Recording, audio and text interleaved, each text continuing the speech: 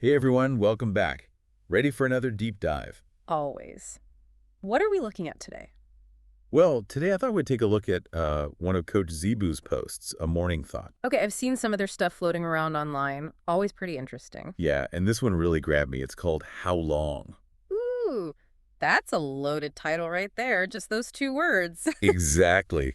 It's like Zibu's going right for the gut, like, how long are you going to put up with this? Yeah, that question really cuts to the chase. It makes you confront just how much you're willing to tolerate stuff you don't like, even when, deep down, you have the power to change it. Right. Like there's this underlying acknowledgement in there. Like we often already know what we need to do, Yeah. but for whatever reason, we just don't do it. It's that classic knowing versus doing struggle. We can recognize that something needs to change, that we're stuck in this rut, but that doesn't always translate to actually taking action.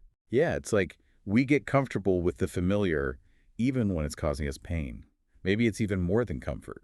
Maybe it's fear of the unknown. Right, I think that's a big part of it. The fear of the unknown can be paralyzing. What if things get worse? What if I fail?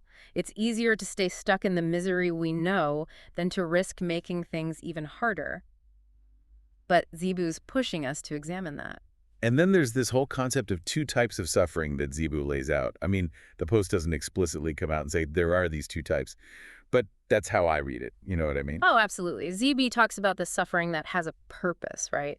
Maybe it's something that helps us grow or teaches us a valuable lesson. Yeah, like sometimes you got to go through something difficult to come out stronger on the other side. Right. But then there's that other kind of suffering, the self-inflicted kind. And that's where things get really interesting. That's where the how long question really hits home. Because with that kind of suffering, it's like we're choosing to stay in a bad situation. We're actively participating in our own misery. And you can get pretty dangerous, right? I mean, Zibu uses some strong language here, talking about how this kind of self-inflicted suffering can lead to, like, self-destruction. Yeah. It's a stark warning.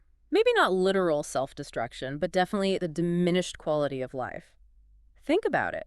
When we're constantly engaging in negative self-talk, when we're sabotaging our own efforts, it's hard to move forward in any meaningful way. Right. And one image that really stuck with me was this image of the willing doormat. Yeah. Zebu really paints a picture with that one. It makes you think about all the times, maybe without even realizing it, that you've allowed yourself to be mistreated or taken advantage of. Yeah. Like you've become this doormat for other people to walk all over. Have you ever felt like that? Oh, for sure. And I think a lot of people can relate to that feeling to some degree. It's especially common if you tend to be a people pleaser or have a hard time setting boundaries. It's almost like you set yourself up for that kind of treatment, even though you'd never consciously choose it.